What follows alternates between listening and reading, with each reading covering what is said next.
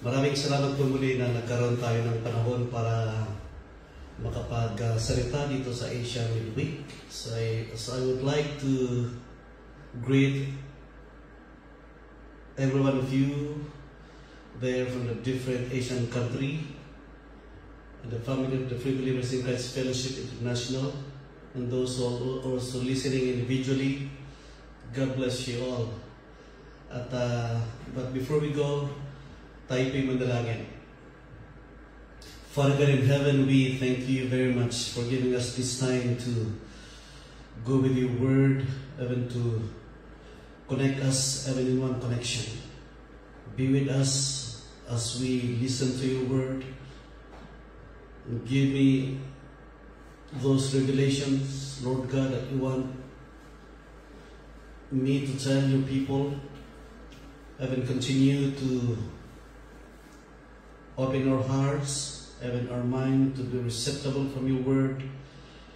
That will continue, Father God, to worship you even as we listen today. Bless us all. In Jesus' name we pray. Amen. Amen.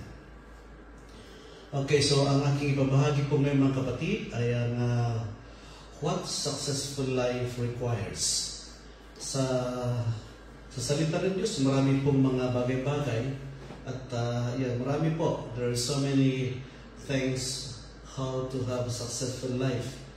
Pero aking babanggitin ang nabanggit ng Diyos kay Joshua para ito ang ating basihan kung paano po mag-success o kaya magkakaroon ng what is this, success in Tagalog, magkakaroon ng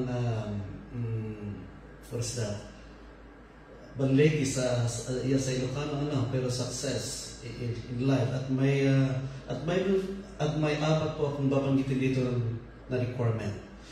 According po sa salita niya dito sa Joshua chapter 1 verse 9. Ang sabi po ng Diyos, have I not commanded you, be strong and courageous? Do not be afraid and do not be discouraged, for the Lord your God will be with you wherever you go. But before that, bakit po ito sinabi ng Panginoong Diyos kay Joshua?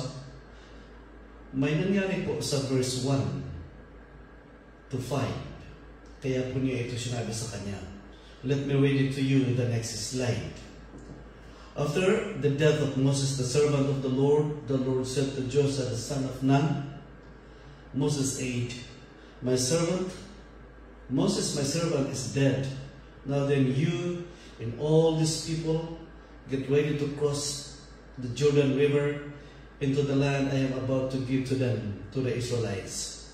I will give you every place for you set your food, as I promised Moses. Your territory will extend from the desert of Lebanon and from the great river, the Euphrates, and all the Hittites' country, and to the Mediterranean Sea and the west. No one will be able to stand against you all the days of your life as I was with Moses. So I will be with you, I will never leave you nor forsake you. So this is the major transition of Joshua's life, that God is commanding him for something that even he had experienced with his leader Moses.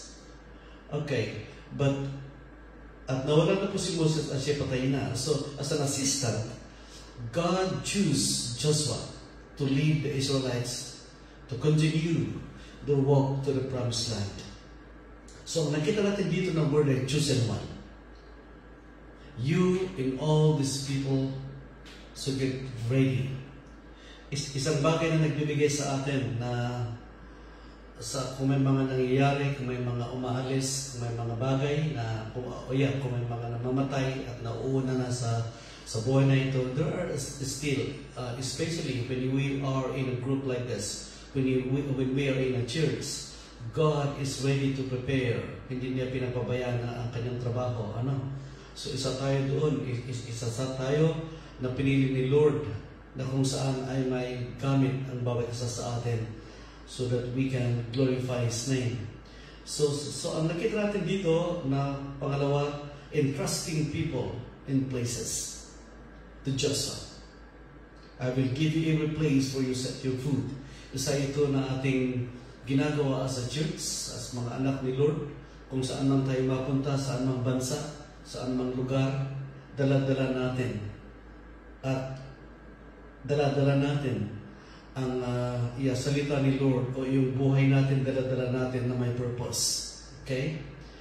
Pangatlo na nakita natin dito, it is an extension of ownership of the land. Kung saan tayo dinadala ni Lord, nag-extend ang kanyang trabaho, lalo-lalo na kung natin sinisimulan, ang mga ginagawa natin is spiritual sa lugar na binibigyan ni Lord sa atin.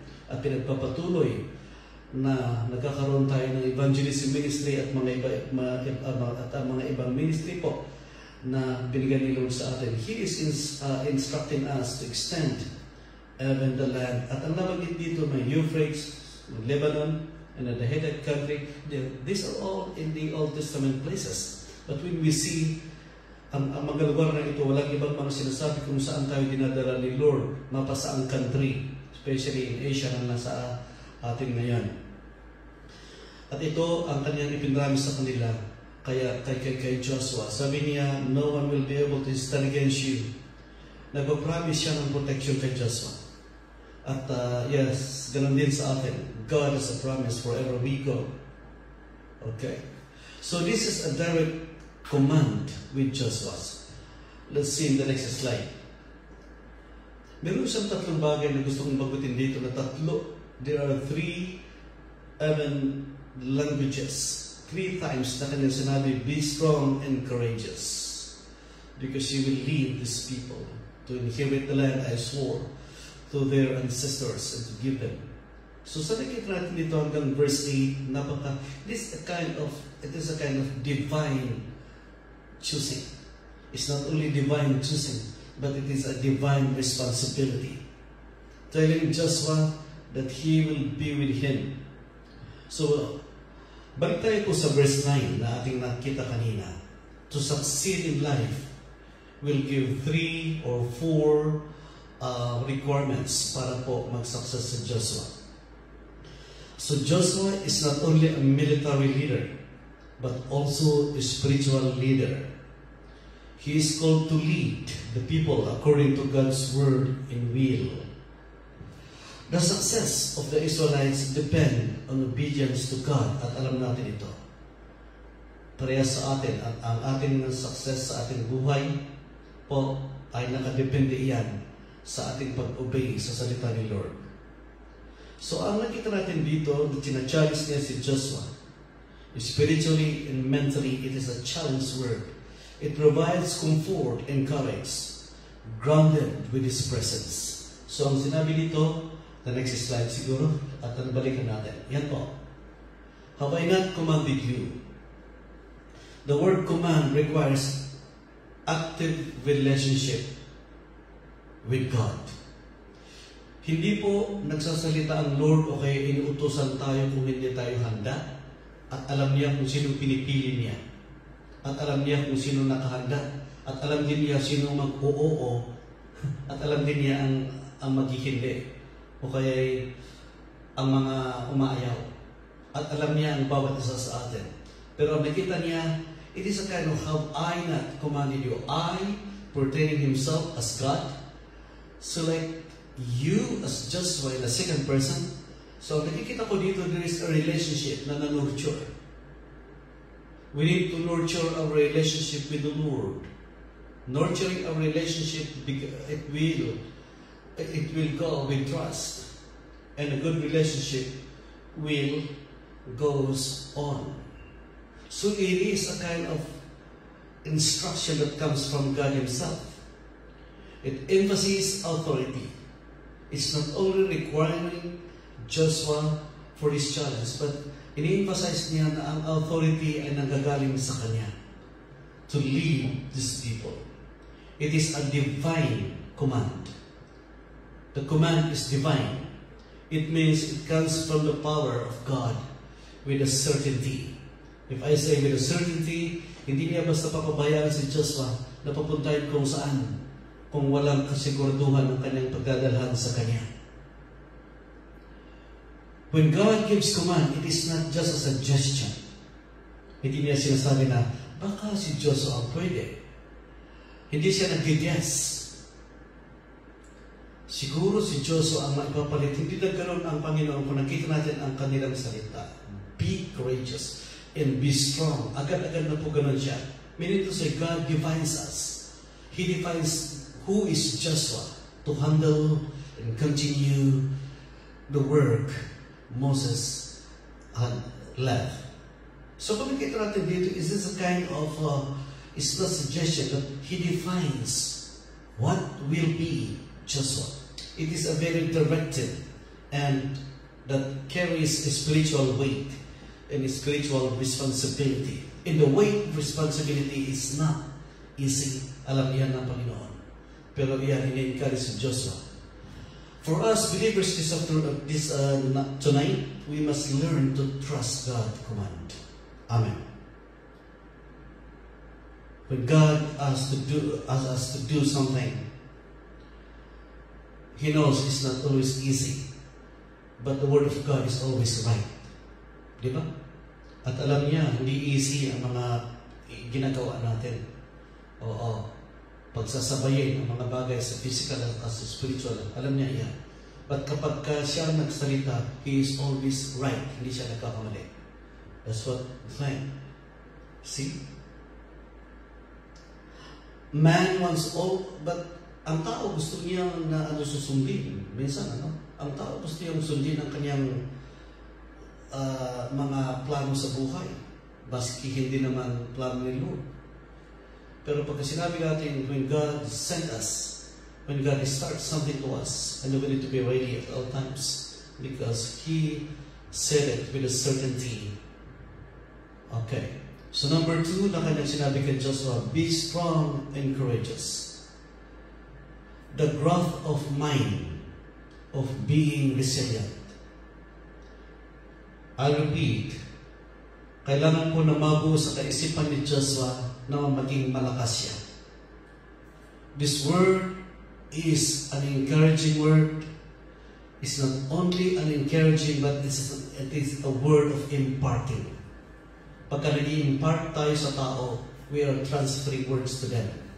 We are even giving them something for them na nanggagaling sa atin. Pagka ini-impart natin ay katamaran, tatamad sila. Pagka ini-impart natin ang mga maganda at mga positibong mga salita, positive na, they are also positive. Pagka negative tayo sa kanila, ang matututunan nila negative. So when God says to Joshua, be strong and courageous, ito po ay nangangahulugan na nag-i-impart din siya kay Joshua ng gano'n. Dahil alam niya na tao rin si Joshua. And He is God. So nakita natin dito, so Joshua didn't answer it in a negative or any kind of response. Wala siya kung nasabi. He remained silent. At all costs. He didn't say anything. Pero ang nakita natin dito, alam natin na intindihan niya. When nagsasabi to remain calm in times of crisis, in times of problem, at all costs, is a courageous person. To remain calm under pressure is a courageous person. Resilient, malakas. Hindi nagpapanik at kung ano na ang kanyang iniisip pagka may bagay na dumarating sa buhay natin. So nakita natin sa buhay ni Joshua na hindi po siya sumagot at kung ano pang kanyang isasagot sa Panginoon.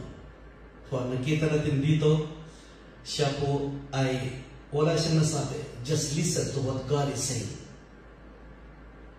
Ang tao gusto niyang sumagot. Ang tao gusto niyang magdepensa. Yan ang tao. You're always looking someone to what? To disagree or or to defend or to give their opinion. And then pumapagpak din pala. Those are coward. It is not wise. Strength and courage are essential for Joshua to fulfill this rule. Kailangan niya ito. What about us? As a people of God, as a children of God, what are the things to do so that we can continue in this journey? For us, the Lord is always saying, be strong, mga anak. Be strong. It refers to something that we need to have an inner strength. I'll repeat. Inner strength from the inside, mentally and spiritual fortitude. Yun po. Of a good courage, ang sabi niya, be strong and of a good courage. Means to have the confidence in us. We need to be fearless and to have this kind of fearless attitude. Careful of what we say. To be careful when we talk. Especially in the fabrics of leadership. It's not easy to always talk and talk and talk. Pero we need to be very careful. Especially when we are leaders. When we are called. When we are even Christians. Many words has a lot of mistake than someone who just observe, intercede, and they are strong. God knows Joshua will face a fearsome and enormous problem in the future. Alam niya yan ni God. It will also be a complex situation. Di ba marami? Kung gaano nagkaroon ng mga problema si Moses sa mga tao with all this disobedient, rebellious, Abiram, Kota, Dotha, those are all those people. Pero hindi nag-give up si Moses. Nakikita ng Diyos sa buhay ni Joshua. So he is telling Joshua to prepare his heart to endure and lead. To continue to make his heart strong. Ganon din sa atin. Sa ating mga buhay bilang isang Kristiyano, inulit-ulit, palagi inulit natin na be steadfast, be strong. Kasi po, we live in this world that a lot of things that affects us, distract us. The social media distract every one of us. The world is, we are living in a world that the media is so much control the mind of the people through cell phones, through technologies. Where is God in prayer sometimes? Where are we when we try to approach God and ask for help? No, kung nakatuon na lang sa social media, full of fake news and stressful problems unending. Sa ating nakikita ngayon, lalo na sa ating lugar, hindi lang naman sa Pilipinas, mapa-Nepal, mapa-India, they are even killing Christians. Bagay-bagay na ating nakikita is not easy, sabi natin. Pero ipaparating ko ngayon sa bawat isa sa atin, sana naman makuha natin that we can be strong as a Christian. Today, in Korea alone, may mga nahuli na mga magagandang pastor noon ang mga ito, pero nagiging kulto. But a conservative Christian studies this, especially sa university na aking pinanggalingan, they're studying in the subject of religion. We cannot accept what they are saying now. There is gender equality. There is gay marriage. There is abortion. And in some churches today na naging kulto na sila. Maraming nag-arise na mga kulto na po sa Korea. Oo. At hindi lang dito sa Korea. All over the world. Kaya may mga nahuli na mga pastor na last week yata yun nangyari, no? There are so many things what is also happening spiritually in Korea. So we need to pray. Yung dati na, wala na. They are adhering this kind of gender equality. They are even trying to, may isa pa dito na kulto na they resign from job. They stop their studies. they divorce their wife to join the church. Aside from the other church, that grace is being said. Once that you receive Jesus, you don't ask for forgiveness anymore or repent. Maraming mga nangyayari rin dito ngayon. So we are living in this world kung hindi tayo malakas sa ating pananampalataya. Kung wala itong sinasabi natin inner courage. That's why today Christians, we must develop that inner strength. It is that kind of strength. That kind of strength that even we are in the midst of trials, we are in the midst of chaotic world, chaotic Philippines, especially in the legislative branch, legislative power. We need to pray for that. Legislative power and divisions that compose the Senate, Congress, and the House of Representatives. So we need to pray for that. We love them because God loves those people. But we come against every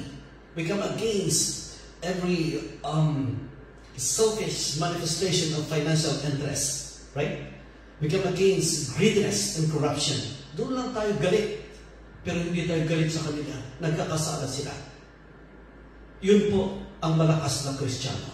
Kagaya ni Joshua na inuutosan ni Lord. In times na hindi siya na-disappoint sa utos ng Panginoong Diyos. Hindi siya nagsabi na hindi ko kakayanin. Ang dami-daming problema. Ang daming tatahakin, mga tentasyon at kung ano pa. Ang daming ililig na mga tao matitigas ang ulo. Nakita ko yan kay Moses. Wala siyang sinabing ganun. So this strength came from the inside with courage. Yan po ang dapat natin tingnan ngayon mga kapatid. Bilang isang Kristiyano. It will also come daily in our life with our prayer that God will eventually heal. God will eventually heal the world. At ayan ang ating pag-pray, especially our beloved Philippines. So see, we're gonna go with this. Do not be afraid and terrified. Yung pangatlo na sinabi niya kay Diyos. So don't be afraid, do not be discouraged. Yun sa ibang version, do not be dismayed. Okay. With this word, do not be overcome by fear. Sabi kay Joshua, huwag kang matakot. May pinapromise si Lord sa kanya. Aside na binibigyan siya ng kalakasan, binabigyan din siya ng katibayan ng loob para hindi siya matakot. Fear and dismay are natural reactions for many. And it gives uncertainty and even in the opposite side. Minsan natatakot tayo. Be not afraid. To be not afraid, it is a command to reject fear. Amen? I-rebuke natin ang ating takot. Rebukein para hindi tayo matakot. Do not be overcome by fear. Pagka na-overcome tayo, it's good to fear in God. Ibang klaseng fear yung ating sinasabi kanina, do not be overcome by this natural fear that we have. But people tend to welcome fear. Ang mga tao, minsan ini-invite ang fear sa kanila eh. Kaya sunod-sunod na takot. Katakot-takot din para ma-experience nila mga bagay-bagay din sa kanilang buhay. And they are losing. Sila talunan. So, sabi ni Lord, do not be dismayed. Means not to be discouraged or broken down in the challenges that comes, Joshua. Huwag kang madismay sa mga darating na pangyayari. Kagaya rin sa atin. Kagaya rin itong mga nababanggit natin kanina at mga mabanggit pa natin kasi hindi lang yan. This is the time that God reveals something. Kasi revelation ngayon, nire-reveal niya ang mga bagay na nakatago para sa buhay ng Kristiyano, buhay ng may buhay. Because He is a God of just. Yes? He is the right judge. So, dismay often comes when things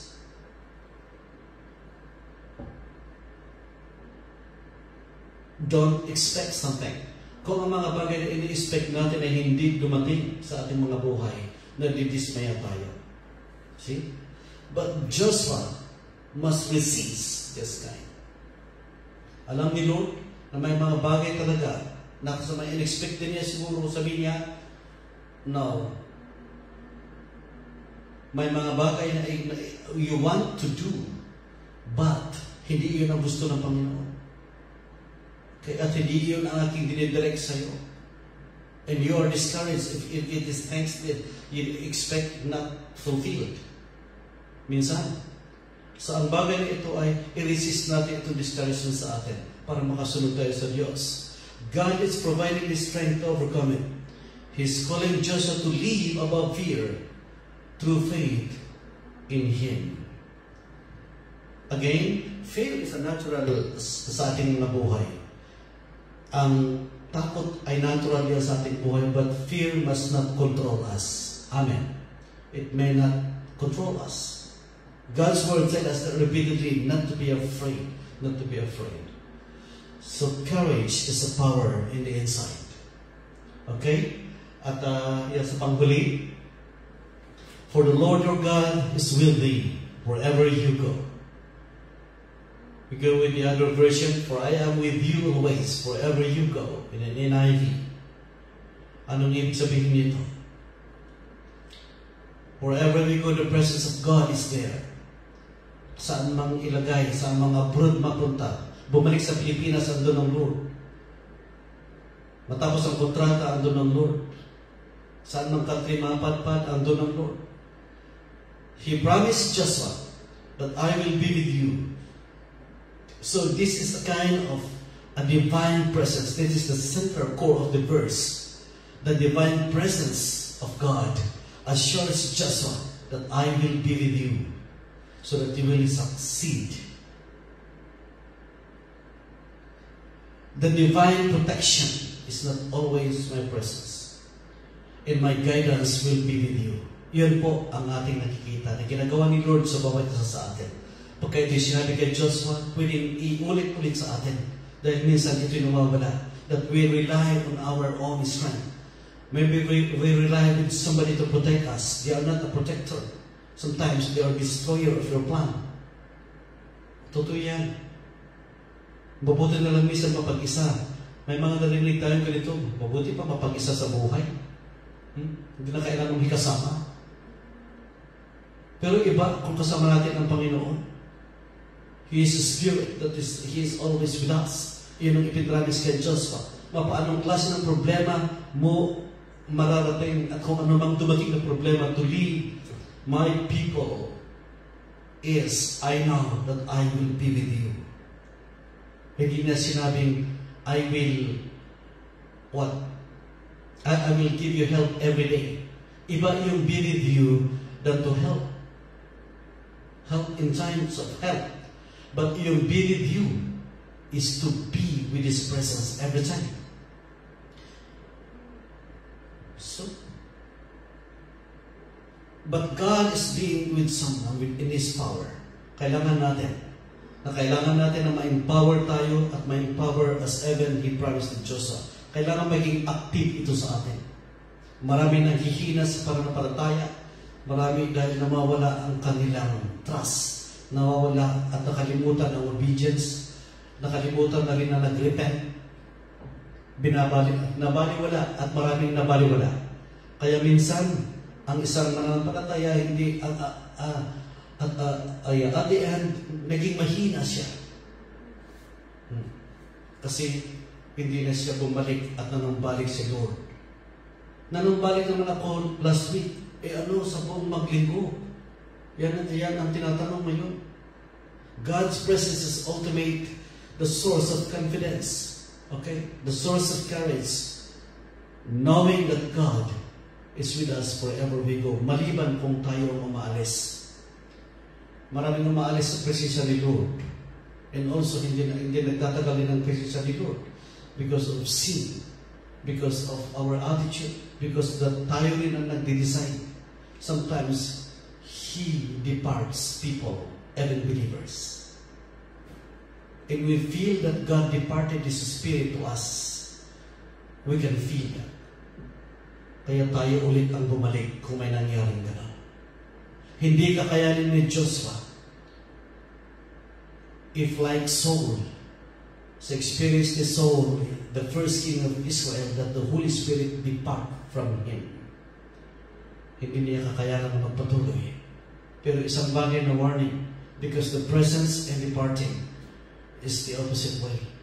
When the Holy Spirit depart, Saul, wala na. Nanghina na. Bumalik na sa mundo.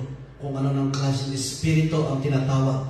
In the spirit of indoors, in the mediumate, in the medium of indoor. Kung saan na siya lumalapit, hindi na makalapit kay Lord. Kasi umalis na ang Holy Spirit.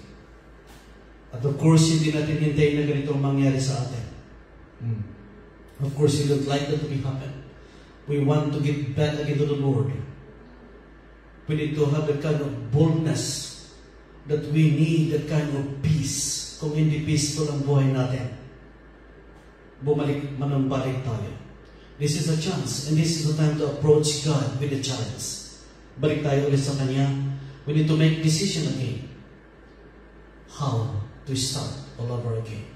Because alam natin na ang Lord ay mabait at manumbalik at babalikan tayo kung tayo muna ang magsabing manumbalik tayo sa Kanya. So no matter where Joshua will go into a battle, into a negotiation, as a leader, into the unknown place, no matter what Joshua will go, God will be there as He promised. It is a powerful assurance para rin sa atin ngayon, gabi. It is an assurance to continue. This is the kind of to continue with the Lord. It is a kind of divine companionship. I repeat, it is a kind of divine companionship with God. Okay, so as I try to conclude, do not be dismayed. I commanded you because of your relationship. Pagka nakita natin yung first line, I not commanded you, I repeat, there is that relationship. You need to nurture that. Be strong and courageous, huwag matakot. Okay? Be resilient. Okay po? And do not be discouraged. Do not be terrified. Do not be overcome by fear. Always be in the presence of God. Lead with confidence. This is my last word today. We need to lead with confidence. Christian leaders, members na nakikinig, at lahat tayo, whether pastors, parents, or teachers, maid, workers, we need to lead with confidence. We need to stand with confidence. We need to lead others with strength, courage, and dependence on God. That we say, I cannot do it without you, God. Obey despite of the unknown. Ito na ang concluding. The second concluding word is obey despite of the unknown. And this is faith, right? Faith means obeying God without seeing the whole picture. Right? Parehas po yun.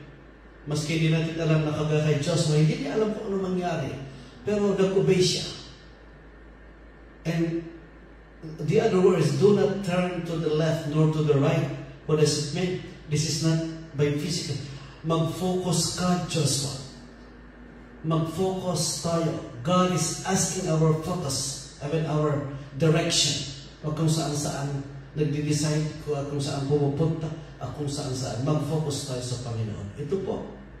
When we trust the Word, when we trust the one who is calling, we need to follow the voice. Obey despite of the unknown.